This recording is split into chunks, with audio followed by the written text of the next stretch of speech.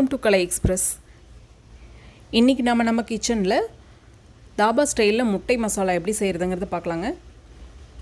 நம்ம இன்றைக்கி மண் பாத்திரத்தில் செய்யலாம். மண் பாத்திரம் நல்லா ஹீட் ஆனதும் 1 டேபிள் ஸ்பூன் அளவுக்கு எண்ணெய் சேர்த்துக்கலாம். 1/2 டீஸ்பூன் அளவுக்கு மிளகாய்த்தூள், 1/4 டீஸ்பூன் அளவுக்கு மஞ்சள் தூள் சேர்த்து அதில் ஒரு 4 முட்டையை வேக வச்ச முட்டையை இந்த மாதிரி 4ஆக கீறி சேர்த்துக்கலாம். சேர்த்து இந்த எண்ணெயில் நல்லா வதக்கி விடணும். லோ ஃப்ளேமில் வச்சு இந்த மாதிரி செய்யணுங்க, இல்லைன்னா கரிஞ்சு போயிடும். முட்டை ரொம்ப நேரம் ஓவர் குக் பண்ணக்கூடாது. ஒரு 2 மினிட்ஸ் இந்த மாதிரி வதக்கி எடுத்துடணும். போதுங்க, இந்த ஸ்டேஜில் எடுத்துடலாம்.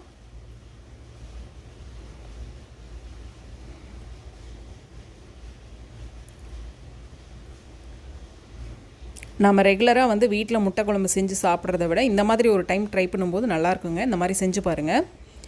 இப்போ நம்ம அந்த எண்ணெயிலே நாம் ஒரு 2 டேபிள் ஸ்பூன் அளவுக்கு எண்ணெய் சேர்த்துக்கலாம்.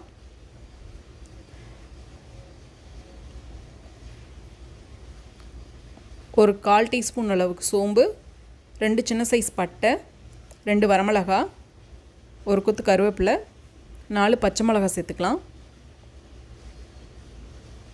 நல்லா வதங்கட்டும். 1 டீஸ்பூன் அளவுக்கு இஞ்சி பூண்டு பேஸ்ட் சேர்த்துக்கலாம். நான் அம்மியில் தட்டி சேர்த்துருக்கேன். இப்போ இதில் 2 பெரிய சைஸ் வெங்காயம் சேர்த்துக்கலாங்க. பெரிய வெங்காயம் சேர்த்துருக்கேன், பொடியாக நறுக்கி சேர்த்துருக்கேன்.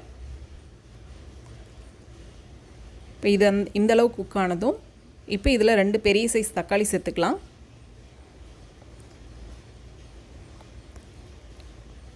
இதுவும் நல்லா குக் பண்ணணும். இப்போ மசாலாலாம் சேர்த்துக்கலாங்க. 1 டீஸ்பூன் அளவுக்கு மிளகாய்த்தூள், 1/4 டீஸ்பூன் மஞ்சள் தூள், 1/2 டேபிள் ஸ்பூன் அளவுக்கு மல்லித்தூள் சேர்த்துக்கலாம்.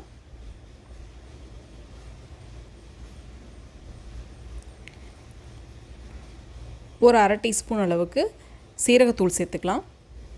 சேர்த்து மசாலா பச்சை வாசனை போக நல்லா வதக்கி விடலாம்.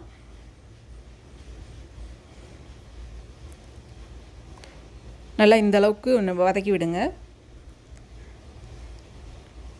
இப்போ இந்த ஸ்டேஜில் நாம் ஒரு 1/4 டீஸ்பூன் அளவுக்கு கரம் மசாலா சேர்த்துக்கலாங்க.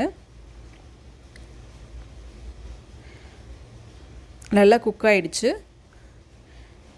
இப்போ நாம் இந்த ஸ்டேஜில் ஒரு 1/2 டேபிள் ஸ்பூன் அளவுக்கு கடலை மாவை தண்ணியில் கரைச்சி இதுக்கு சேர்த்துக்கலாம். இந்த மசாலாவுக்கு திக்னஸ் கொடுக்கறதுக்காக இதை சேர்த்துறோம். அதுவும் நல்லா பச்சை வாசனை போக நல்லா வதக்கி விடுங்க. இந்த அளவுக்கு நல்லா பச்சை வாசனை போக வதக்கி விட்டுட்டு இப்போ இந்த மசாலாவுக்கு தேவையான தண்ணி சேர்த்துக்கலாங்க. பச்சை வாசனை போயிடுச்சு. இப்போ தண்ணி சேர்த்துக்கலாம்.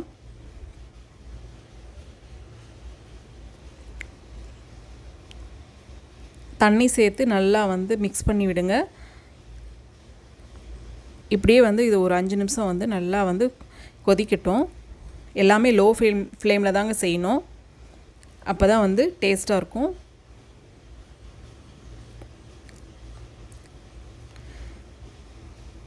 பாருங்கள், நல்லா கொதி வந்துருச்சு.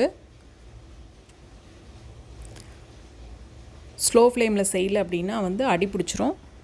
அப்பப்போ கிளறி விடுங்க. நல்லா எண்ணெய் பிரிஞ்சு வரட்டும். பாருங்கள், நல்லா எண்ணெய் பிரிஞ்சு வர்றது தெரியுது பாருங்கள். இப்போது நம்ம இந்த ஸ்டேஜில் நல்லா பச்சை வாசனை போயிடுச்சுங்க. மசாலா அந்த கடலை மாவோட வாசம் எல்லாமே போயிடுச்சு. இப்போ இந்த ஸ்டேஜில் இந்த 4 முட்டையும் சேர்த்துக்கலாம். இப்போ அந்த முட்டையோடு நாம் கொத்தமல்லி தலையும் சேர்த்து கஸ்தூரி மேத்தி இருந்ததுன்னா அதையும் சேர்த்துக்கலாங்க. நல்ல ஃப்ளேவராகவும் நல்ல டேஸ்ட்டாகவும் இருக்குங்க. இப்போ பாருங்கள், முட்டை மசாலா தாபா ஸ்டைலில் சூப்பராக ரெடி ஆயிடுச்சு. முட்டை ஒரு 2 நிமிஷம் அதிலே இருக்கட்டும். அப்போ தான் நல்லா மசாலா செட் ஆகும். பாருங்கள், சூப்பராக ரெடி ஆயிடுச்சுங்க. நாமளும் வீட்டில் இந்த மாதிரி செஞ்சு சாப்பிட்லாம். குழந்தைங்களுக்கும் நல்லா ஹெல்தி. நீங்களும் செஞ்சு சாப்பிட்டு பார்த்துட்டு லைக் பண்ணுங்கள், ஷேர் பண்ணுங்கள், கமெண்ட் பண்ணுங்கள், சப்ஸ்கிரைப் பண்ணுங்கள் ஃப்ரெண்ட்ஸ். தேங்க்யூ.